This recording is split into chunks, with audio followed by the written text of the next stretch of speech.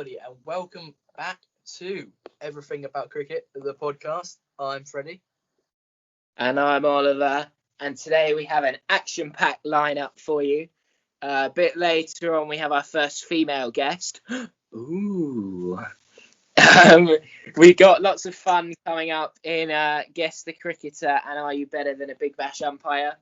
You'll be happy to know Freddie's no longer angry after the England-India tests.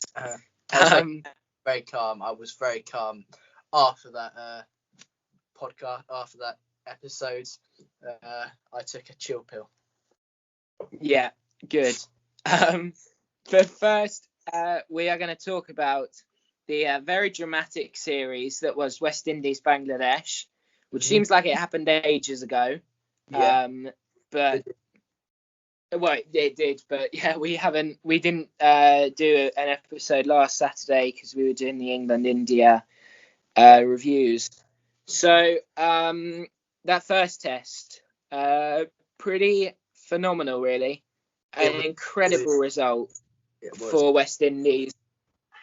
Yeah. Kyle Mayer's 210 not out on debut, 24s, 7 6s. They chased 395 with 7 wickets down and only 15 balls left in the match. It's the highest ever chase in Asia. Kyle Mayer's, I think, 4th highest score on debut, 210. I mean, you kind of run out of words to describe that innings, really. It was phenomenal. Yeah, whatever that word is. Phenomenal. Yeah, nominal. But it was absolutely amazing, especially with Bangladesh. They would have felt comfortable bowling them out 259 in the first innings and bowling to them on a pitch which had deteriorated since then, and they go for 140 and not even getting bowled out. And Raheem the Dream got a lovely not out off 1 ball. Love to see that. But yeah, I mean, you do needing, of course.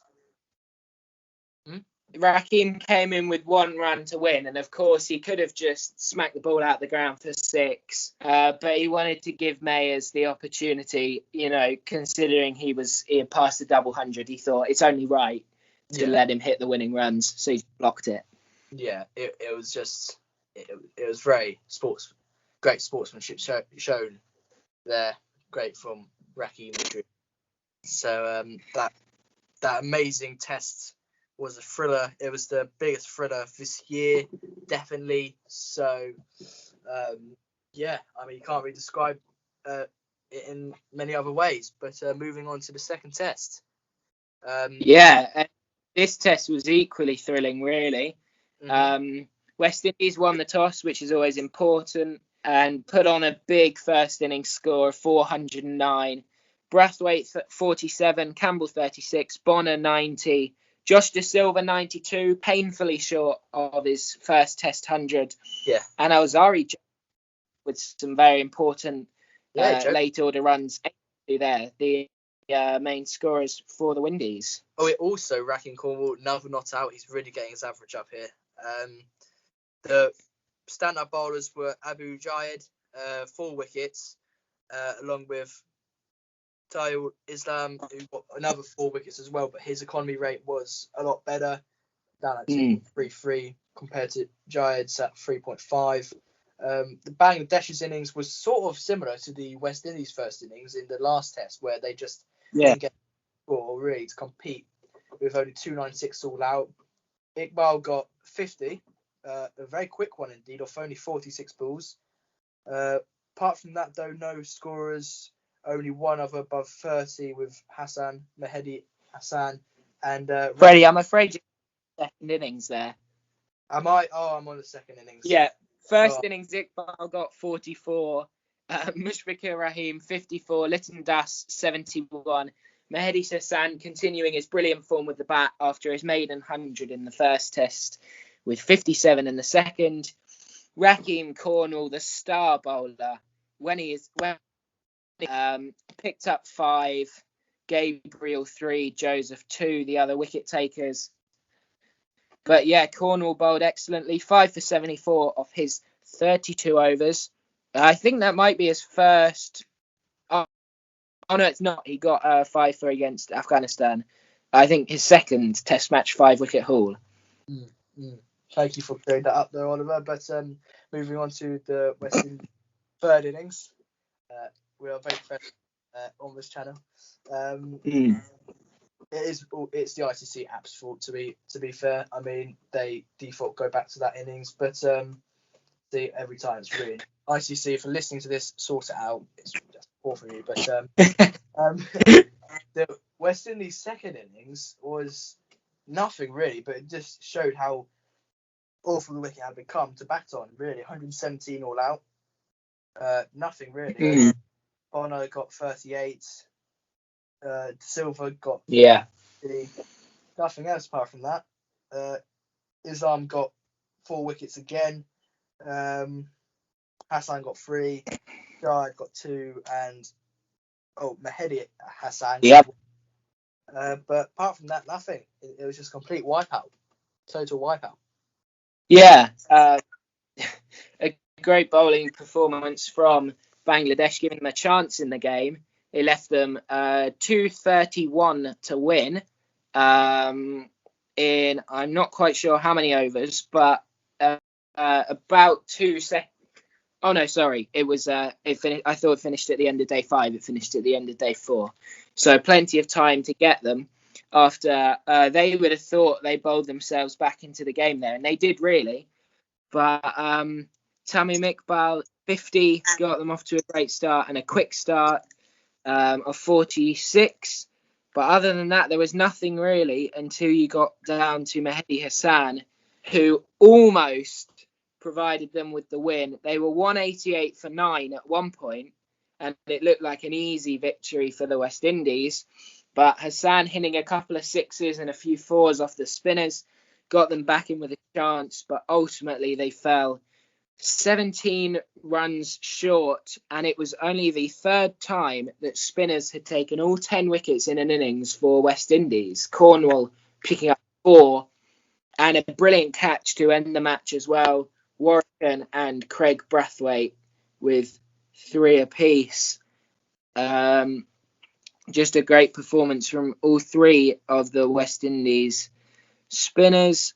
Raheem Cornwall was man of the match with his 9 wickets for 179 runs. And Nkrumah Bonner was man of the series.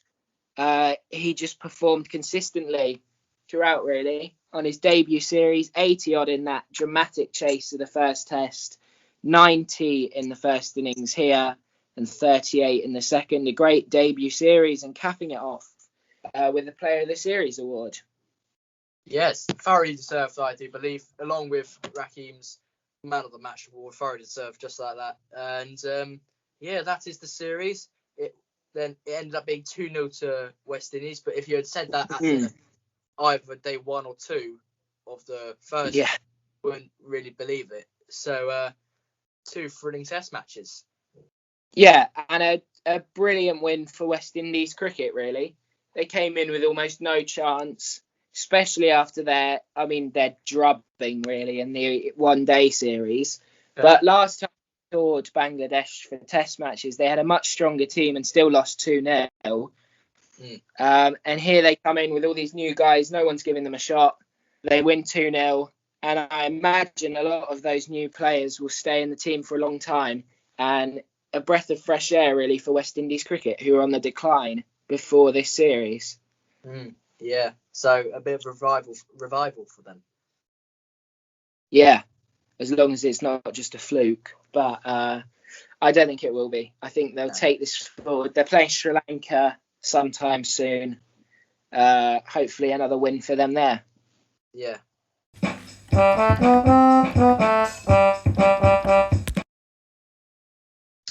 And we now return to Guess the Cricketer. It is all level at 6 points, but this is Oliver's game in hand. Now, as we were recording this multiple times, I got a 0-pointer, but the Wi-Fi was terrible and we couldn't upload it, and there was a dispute on another 0-pointer that I was unclear of my clues. Obviously, you all guys back me because I'm just your favourite. So. Well, I mean, one of the clues Freddie gave me was wrong, which sort of put me.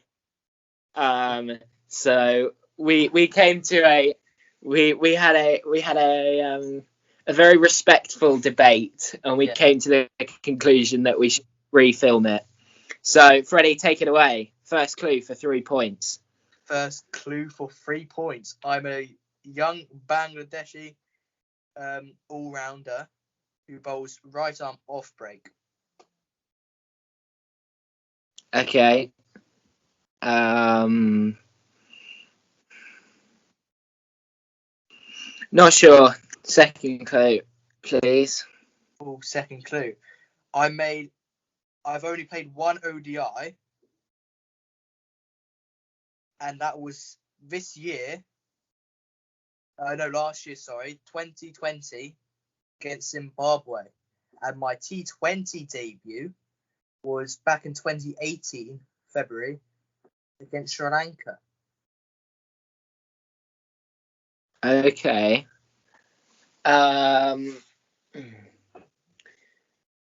Well, unfortunately, I didn't really follow the Bangladesh-Zimbabwe ODI series last year. Very disappointing. No. What about the Sri Lankan one? I watched the highlight. That was another. No, not that either. Can you tell me if he's played Test cricket? No, he's a short format cricketer. Right. Okay. Well, then I have absolutely no chance at all. Because the only Bangladesh cricket I watch is Test matches. So you're too. I know it's the better game, better format, but you have to expand your knowledge. Okay. What's the last clue? He may indeed play some local cricket, as in 4-day stuff, but I'm not sure. But the last clue is that he, and this is what I'm loving about this clue, is that he played for the Bangla Tigers in the T10 tournament this season, along with our man David Fieser, our Sussex boy. And you know that I didn't watch that, which I'm guessing is the whole reason you picked this guy. I told you to watch it even after I knew you hadn't watched it. I told you to watch it and do your research, and you've had weeks and you still haven't done it, Oliver. So all you can blame is yourself. Yeah. Or I can just blame you. You played with the Spice Man. Sorry? You played with the Spice Man. Well, I can't think of any players who play one-day cricket for Bangladesh that don't play Test matches. Oh, I know. So he only played one ODI and plays T20s for Bangladesh. Yeah. I mean, did you actually know who this guy was before you chose him to? Don't deflect the. No, I will. Because when we're playing this game, I haven't looked up a single clue for any of my players. Because I've picked players who I know, because then you might actually have a chance of knowing them too. But if you're just gonna look up the most obscure cricket player you can find, who's played one match for Bangladesh against Zimbabwe, he played 12, then maybe it's 20. harder. Well, no, Oliver, you told me to pick harder players, but all the players I know, you will know. So I've done some research. So you told me to do this. You brought it upon yourself. No, you didn't. I didn't tell you to pick people you've never heard of. You said be harsher. Otherwise, next week I'll go and pick Oman's opening batsman, shall I? And I'll do him as your. Are you gonna look up who Oman's opening batsman is? How dare you accuse me of such? Oh, how dare you? Well, I mean, you're looking down at your, so it's quite obvious. Are you sure about that? Are you sure? Yeah, but I've gone for one of the big teams. Right? Oh yes, yeah, the big teams. India, England, Australia, Bangladesh, the big four of cricket. No, the Big 12. The Big 12 ICC official. They're in test.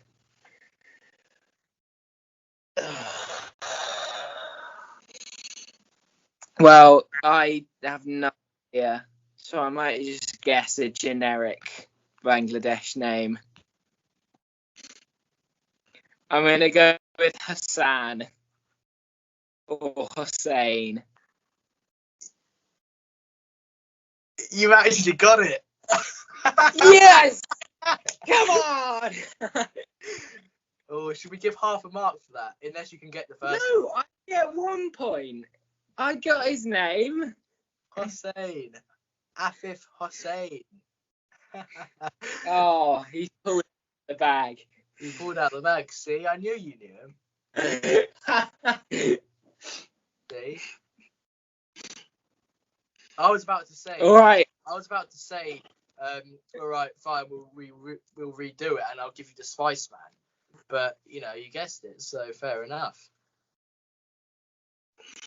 Okay, so that's 1 point to me. So I take a 7-6 lead, and next week I'll be describing to Freddie, and I'm going to make it hard. I'll just say that. Oh gosh. Now this week we make history on the podcast with the first ever female contestant in the beginner's quiz. Would you please reveal yourself? Hi, I'm Polly. Nice to meet you. Not really. What is your cricket experience, Polly? I have no cricket experience. Probably about 60 minutes at my prep school, a little game session with some rubber balls, but that's about. Lovely. Nice. I can see shivering inside. That really bothers you. So it's out of 10. David is in last with 4.5. Theo's in second with 5. Alex in first with 6. What sort of score do you think you can get? 2. But that might be ambitious. Aiming high. Like it. Aiming high, we love it. No, but that's a little bit ambitious. Okay. Without further ado. Sorry? Oh, I was just saying, without further ado, over to you, Oliver. Oh, yeah. There are 8 questions. One of them is worth 3 marks, so it's out of 10 marks in total. And we'll get straight into it with question 1, which is, can you name 3 English cricketers? There was one in the video. I didn't know that. Someone like Dom Bess. Oh yeah, Dom Bess. There was Zach something. Zach Crawley. We might need a bit of elaboration on Zach. Zach Where's Crawley. she got Zach Crawley? Yes, Zach Crawley, lovely. Do I have to give first names and second names? Yeah, just second. Fine. Oh, second name's fine. Yeah, first name won't do though, because you can name anyone then. Butler. Oh, Joss Butler. 3 out of 3. I don't know who any of those are, but they're cricketers. That's all you need to know. Okay. So that's one more than you thought you'd get anyway. So anything now is a win-win. Yes, definitely. So moving on to question 2. Who is England's current Test captain? Is it the really famous person? Probably, yes. It is not. He's who else is famous? I don't know who else is famous. It's Joe Root. Okay. I tried. Okay. Question 3. This is probably going to have to be a bit of a guess. But what is the size of the crease on a cricket wicket. Do you know what the crease is? No idea. So It's a line. on the wicket, there's like the line just in front of the stumps where you have to stand. Uh-huh. How So wide how is it? far in front of the stumps do you think that is? Are you going to give me a range? Yes. Feet. What? Feet. Yeah, it's in feet, and we'll give you a foot and a half either That's way. big. That's big. Oh wait, no. Wait, actually, you know what? It's in meters, and Is we'll it? give you half a meter either way. So you can't get us wrong, basically. Well, a meter is like quite a long. But I don't think what they stand on is that wide. So you said that I can't get it wrong. I can't get it wrong, right? Or technically, I could. I'm just gonna go like a meter or 3/4 of a meter. I don't know. Well, which? I don't know whichever one sounds more right. I'm trying to rephrase. Well, you have to pick that. A meter. Just go with a meter. Oh, you get the mark. It's 1m22. Oh. Thank So you. you're currently just half a mark behind David. You're So you're chasing half him a down. mark avoiding last. Freddie, you kind of look like an archbishop with what you're going with that. That was the look I was going for. Yeah. I mean, I do kind of look like one. You got the cross. You got the Yeah. wrong colour though. Wrong colour. I'm looking into that. You shouldn't put in the wash with navy clothes. Number 4. Question number 4. What is the current score in the series of England versus India? So it's a score in matches, not like So this is the easiest question I think ever posed on the Don't say quiz. that, Freddie. So no pressure. Wait, so a score is in like matches, not 5-0. Yeah, 5-0. Yeah. Something like Okay. that, but not 5-0. Because I was about to go. Or I might be double bluffing and it is 5-0. The hundreds is really well. Okay. 3-0, 5-0. But are you double bluffing? I don't know. Or am I triple bluffing? Fine, 5-0 because you're being weird. You're welcome, David. No, it's 1-0. It's just started. The first game, well, this morning when we're recording it, but a few days ago when this comes out. Okay, number 5. Which English cricketer took a catch at the 2019 World Cup that was described on commentary as one of the best catches ever? In the T20, in the 50 over 2019 World Cup. And his name's already been mentioned today. And who Wait, you was think it the captain? No. Okay, then was it Ben Stokes? It was Ben Stokes. Okay. And you have now overtaken David, and you're currently level with Theo on 5 out of I don't know how many you've done. Yeah. Okay. Do you ever do questions on female cricketers? No, We haven't no. yet, because I don't think people who don't know about cricket in general would know female cricket much. Because, yeah, basically, if it's hard to name 3 cricketers, I think it's a bit harder to name female cricketers. Interesting. So, But anyway. Answer questions about women's cricket, of course. Yeah, we can, because we're badgers. But Yeah, not everyone can be as good as you. Huh? Not everyone can. Not be yet. As good as you. No, not everyone can. Not yet. But question number 6. Who won the 2016 T20 World Cup? As I did correct Oliver with this earlier, as he tried to diss the 2017 World Cup. But anyway, who was the winner of it? A country. Thank you. Who plays cricket? Like India. Oh. It was in They were India, the but it was West Indies. So you're a bit I'm like sure Columbus. that's where Oh, I was never gonna get that. I was nowhere near that. Okay, You went the wrong question way. 7. Mm-hmm. Question 7, and this could sort of be half cricket, half geography. This question, and it is which two countries contest the Trans-Tasman series? So think of what the Tasman might be, whereabouts that might be. I don't know if that would help at all. That really doesn't help me.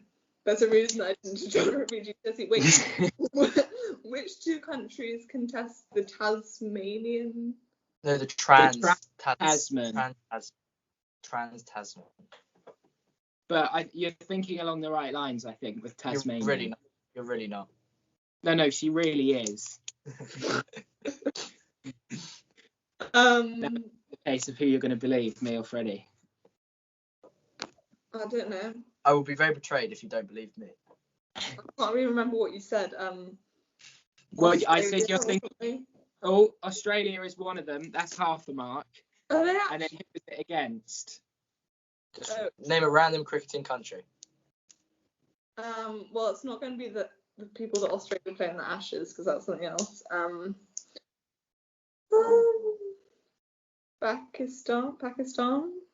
Oh, it's New Zealand. Oh, Yeah. So that's half a mark. So you've gone ahead of Theo now. And with one question left, if you get this Alex. question right, then you are in the lead. Alex's his suspense is unreal right now. He's gone through all his all his nails. They've been bitten off in suspense. He's in the corner. But anyway, Polly, this is your 8th final question. Yeah. Which county plays at Old Trafford? It's an English county. They play at Old Trafford. Thank you for repeating the question, Oliver. Yes. No problem. Old Trafford. Is Old Trafford a well-known place, and I'm just stupid? Or It is very well known in both football and cricket, but yeah. It's just the name of a ground. It's not like a city. Unless you're a football fan, then it's your home. I don't know football or cricket. I barely follow any sport, and if I do, it's like Rugby World Cup. I don't know. I'm just gonna go with Essex because I can't think of any counties by now. Oh. I'm sorry. What did you say? She said Essex. I can't think of anything. I'm sorry. So Alex has made one big sigh of relief as he is still in the lead with 6. But Polly, that means if my maths is correct, like it always is, you got 5.5 out of 10. Congratulations, that puts you 2nd in the leaderboard. Thank you. How do you feel? What speeches do you want to give, and who do you want to thank for this amazing occasion? Thank you to all my fans who are just crowding onto this podcast. Thank you for YouTube. That was just great. I love it before. BBC News was good too. And my dogs for just calming me throughout the way. Lovely. Oh, it's brought a tear to my eye. Well, that's the reason I'm doing English A-level. I just such an emotive speech. Well, thank you for on. Hope you enjoyed. And Oliver. And if there's anyone else listening who thinks you can do better than Polly, or even better than Alec, and top the leaderboard, then do get in touch, and we'll see if we can just about squeeze you in onto a future podcast. Thank you, Polly. Hope you enjoyed, and join us next week for our next guest.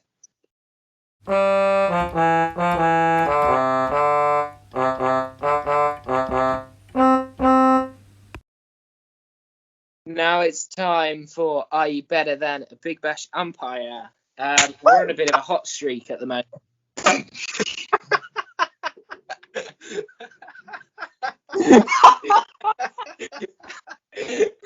play. I sat there for 3 seconds and I just heard you burst out laughing.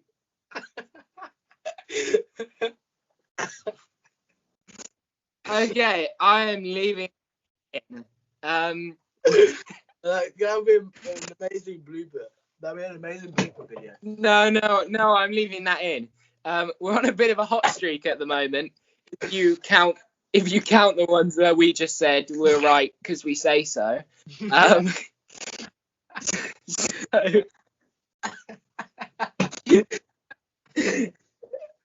Come on, Freddie, get it together. We're professional. But I was so pumped, you know. Yeah. Thinking, oh, we better than an umpire. I'm so pumped. It's the highlight of my week. Hey, really? Let's go. First scenario. A batsman on 99 runs is disgusted with himself after giving the bowler an easy chance at a catch. With the ball in midair, he throws his bat away in anger. It distracts the bowler who misses the catch. What do you do? Blame the bowler for not catching it. I mean, if it's a simple dolly of a catch, I mean, you should take it either way.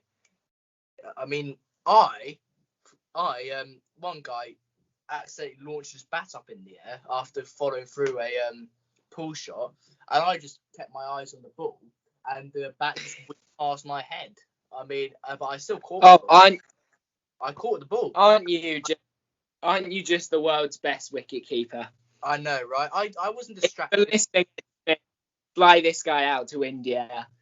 That's where we need him most. I wasn't distracted with the flying bat coming at my head. No, it missed me as well. So that would have been a whole waste of a wicket if that happened. So and I caught it. So I mean, you just give it not out. Maybe penalty runs or warning. Definitely. That's what I was thinking. Definitely a warning. It might be 5 runs against the batsman. Yeah. Let's see.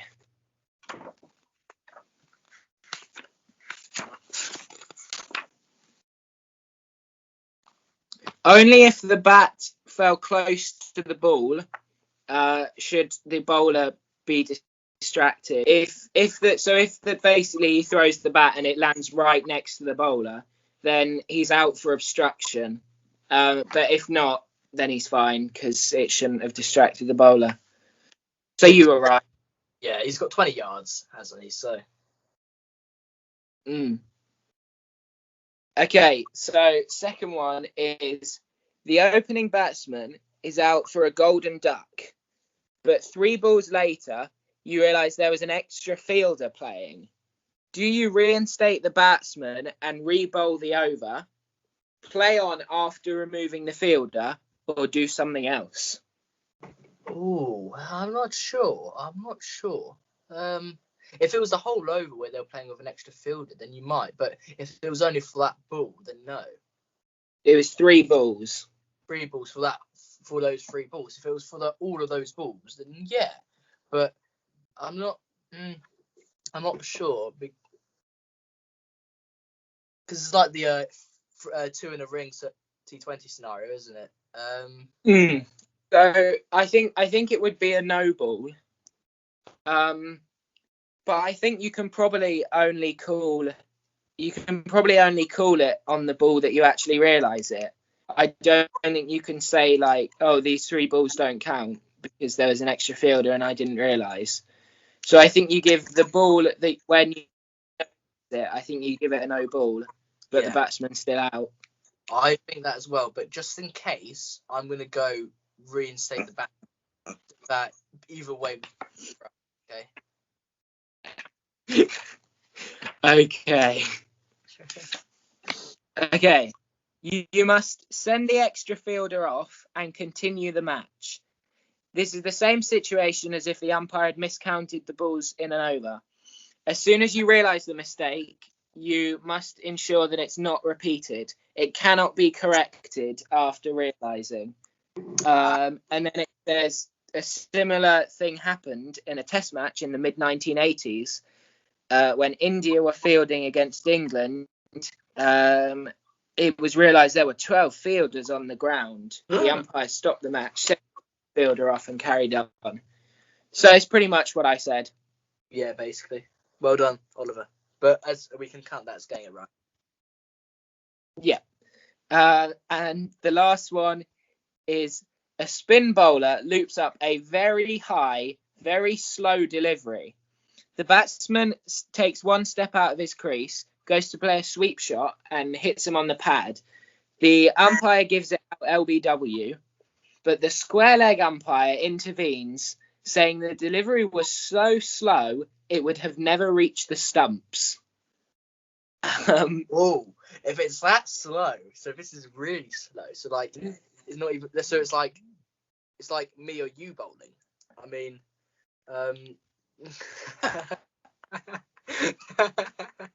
okay, sorry, just you. Whoa, Freddie. Shots are being fired here. It's getting heated. You better watch out. No, but if it was going that slow, it was just stopping and wouldn't hit the stumps. Then I mean, yeah, I mean, he could do it. He could do it. Surely, if it's not going to hit the stump, it's going to roll, and that would be a no ball. Yeah, but I think it's out, because if the batsman's made a choice to come down the wicket, if he hadn't, then maybe it would have bounced twice and it would have been a no ball. But I think because he has, then it's out. So it hasn't bounced twice. How about we do the same tactic last time? Yeah, fine. Yeah. Okay. Neither umpire has the authority or right to question the other umpire's decision. In any event, this decision is one for the bowler's end umpire. The appropriate action would be to take the square leg umpire to one side and out of the earshot of the players, quietly but firmly explain that he's got no right to question you. Oh gosh, I never knew that. He's getting turning off, but it does make sense that the square leg umpire can see it better than the front on umpire. I mean, that's, you'd think. Yeah, but yeah, as it says, it's not really. Yeah, you can't definitely say, oh, this ball wouldn't have reached the stumps. True. So we combined our totals to get all full marks. Yeah, as always. We're on a roll. We're on a roll here. Come on.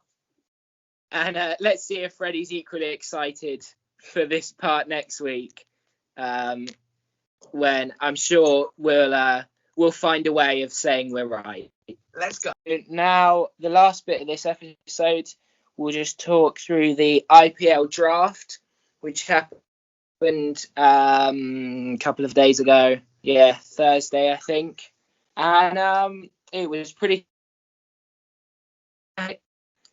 So we'll just go through a couple of the big buys for all the first teams, starting with Chennai Super Kings. Freddie.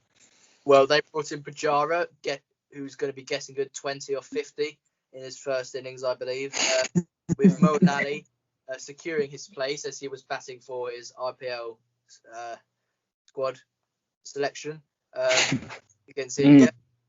But those are the two big names being brought in for Super Kings. Others are Harisankar Reddy, Bhagat Farmer, and Harry Dishanth. But moving on to Delhi Capitals, Oliver. Sorry, just one more thing. They also brought in Gautam, I don't know his first name, and he was the most expensive Indian player to be bought at the auction at 9.25 crore. I'm not sure what that is, but it's the equivalent to $1.25 million US. But yeah, Delhi Capitals brought in a few overseas players, Sam Billings and Tom Curran from England. So good results for them. They'll join Chris Stokes in the team. But their biggest buy was the first man in the auction, which was Steve Smith, who went for a surprisingly low compared to other bids, 0.3 million.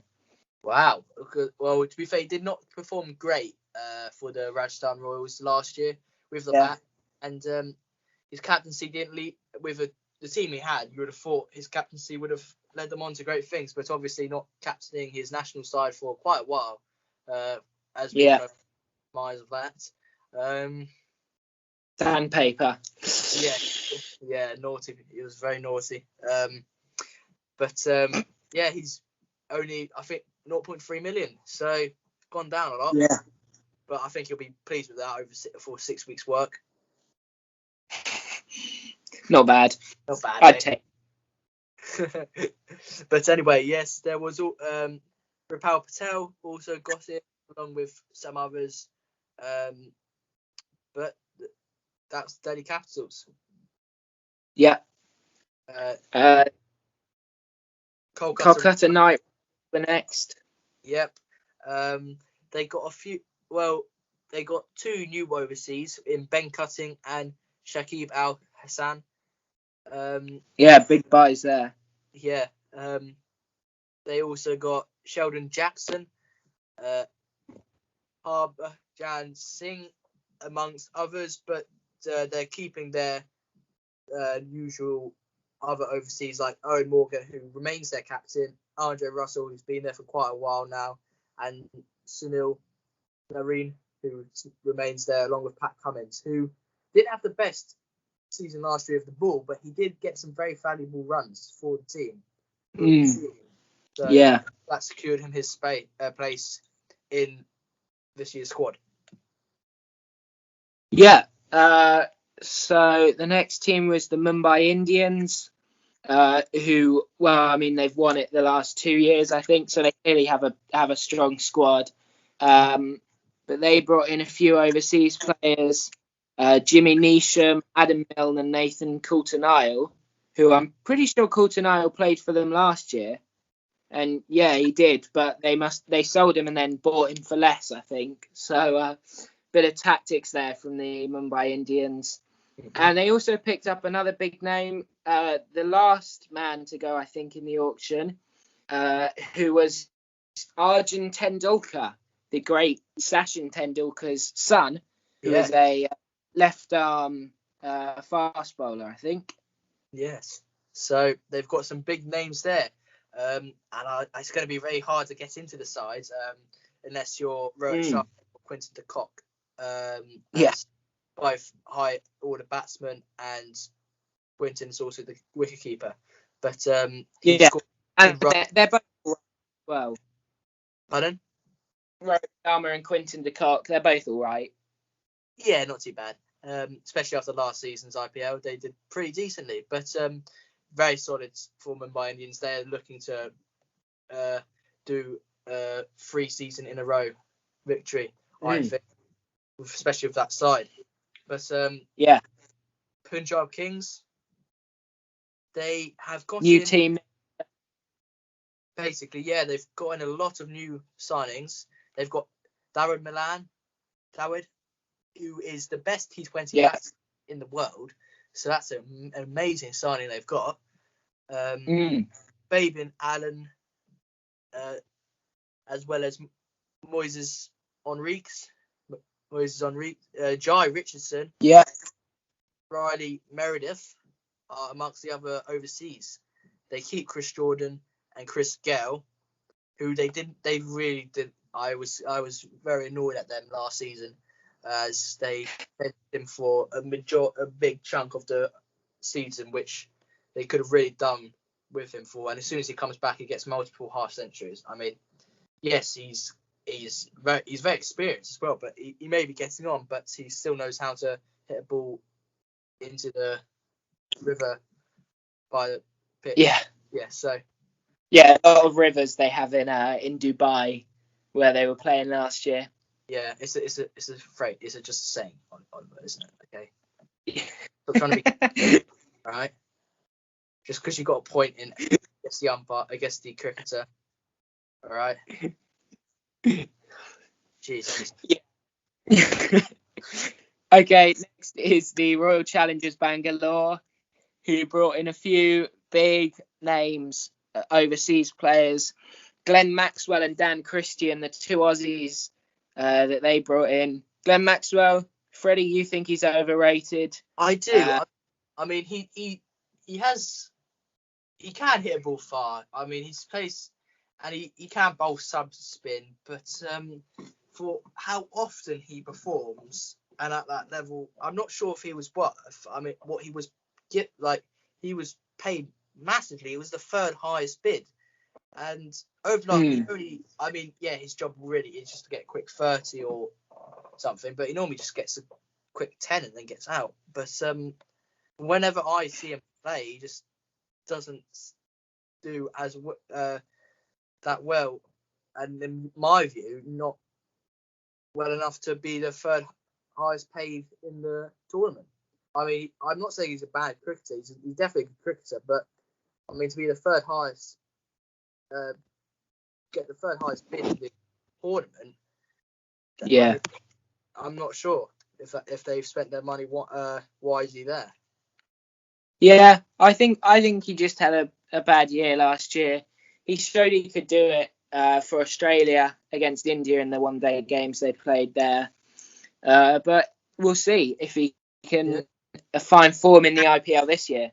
And Bangalore also with another big signing, Kyle Jameson going for just over 2 million. I think the second most expensive man at the auction. Huge signing from him. We've already given him lots of praise on this podcast. I think he deserves the 2 million he's got. Yeah, with his performances recently, great performances, and a very promising cricketer for New Zealand. Yeah, and now RCB. Yes, and Daniel Christian also joins him. Promising cricketer as well. I think promising cricketer. He's been around for like 20 years. You're saying it like he's like this is his first ever IPL. Yeah, I mean, he's won something like I think he's pretty much won every T20 Cup around the world. I mean, it's a huge name to have in your team. So yeah, good signing there for Dan Christian. Sorry, Oliver. God, I was saying cricketer for RCB to get in, but you had to interrupt me, didn't you? Honestly, not very professional from you, honestly. But I think he could be a good signing. As Oliver said there, as he interrupted me, he has won many T20 Cups in the world. I don't think they went pretty far last season, but will be enough to challenge both Delhi and Mumbai. I'm not sure, but Rajasthan Royals. Oliver. Oh, okay. Yeah, they had a good team last year. A lot of the English players overseas, they kept most of them with Stokes, Butler and Archer. They also brought in Liam Livingstone to join the Brits over in Rajasthan. Mustafizur Rahman of Bangladesh. And also the most expensive player at the auction and the most expensive overseas buyer at any auction, Chris Morris for 2.23 million, which I was very surprised at. I mean, he's a good player, but is he 2.23 million worth the most expensive bids ever in IPL history? Yeah. I mean, they clearly think he was, and he proved it. I think either the day or the day after the IPL auction, he was playing in the South African domestic league, and I'm just trying to find the scorecard for it. But he put in a great all-round performance, some valuable runs, great bowling from Morris. I think I have it here. Yeah, he bowled 3.2 overs, 1 for 10, which isn't bad. Well, I mean, it's very good. And then 21 off 8 as well with the bat. So he showed why he was bought for that much, I guess, in that game. And hopefully for Rajasthan and for me, as I am a Rajasthan fan, hopefully he'll perform. Yeah, I mean, I'm more hoping that Ben Stokes and Josh Butler get Ben Stokes gets another 100 and Josh Butler joins him. I think he was on the at Rajasthan, too far down the order. Maybe getting rid of Steve Smith opens up because it was very crowded, that top 5. So it could be a good thing for Rajasthan Royals. They dropped Archer incredibly last year, so they've got another promising team. Hopefully, it's not like a flop like last season. But Sunrisers Hyderabad, they keep their overseas captain of David Warner, along with Kane Williamson and Johnny Bairstow, Mitchell Marsh, Jason Holder, Mohammed Nabi, Rashid Khan being their remaining overseas who were there last season. Mujib Rahman also comes in as a new overseas, but apart from that, they've only made 3 additions to the side, and I mean they had an all right season last year. I think they could get to the quarters or the semi. Sorry, I think they can get pretty far. I just don't think they'll be challenging for the title. Yeah, I think they have a pretty good squad, and I don't think they really needed to make any additions. Really, the ones they did look good. Kedar Jadhav, who's played a few times for India, as well as Mujib, who I think is the 3rd-ranked T20 bowler in the world, I think. So he joins the other 2 Afghanistanis there. And yeah, as you said, they look like they have a good team. Yeah. So that's all the teams and their new transfers. Oliver, who's your favourite to win when we start in a few months' time? Well, I think it's hard to look past Mumbai, to be honest. Already had a strong team. Hasn't changed huge amounts, but yeah, their team is very good. But I do think Royal Challengers Bangalore will come through strongly this year. They got Virat Kohli, of course, AB de Villiers, and now Kane Richardson and Adam Zampa as well. Good bowlers for them. And now they've added Kyle Jameson, Dan Christian and Glenn Maxwell, 3 quality all-rounders there. Will hopefully strengthen both their batting and their bowling. So I think they will challenge a lot this year. Yeah, I think RCB are in with a shout. I think Punjab, I don't think they're going to really have a big shout, but Mumbai are got to be the favourites. But Kolkata, yeah. I think they're going to be a bit of some underdogs, really. They got Lockie Ferguson got him back in later than last season with the start of it. He had to come in late. I'm not sure for what season, but for what reason. But when he came back, it was certainly his presence was known as he bowled tremendous as well. But I think Mumbai has got to be one of the favourites. I think Delhi will also have a shout. RCB Delhi will be, I think, in the other qualifying spots, and then you just got to find the other one. Who else is going to make it? Yeah, not sure. I don't actually know when it starts, but sometime in the near future, I would imagine. April time. Or not April, yeah. Sorry. Yeah, well, maybe around about April. But yeah, maybe even super overs. Like last season, they had super overs if there were ties, and there seemed to be 50 ties in the tournament. I've never seen so many T20s not finishing in a result. Yeah, and one game even went the double super over, which was dramatic. I wonder if we'll see the triple super over this year. I would love that. I would absolutely love to see a triple super over. So I think that's all for this week. Thanks for watching. Hope you enjoyed the episode. Like and subscribe if you did, and to be honest, even if you didn't, it'll be appreciated. Yeah, thanks for watching. Thanks, Freddie. See you next week. Goodbye.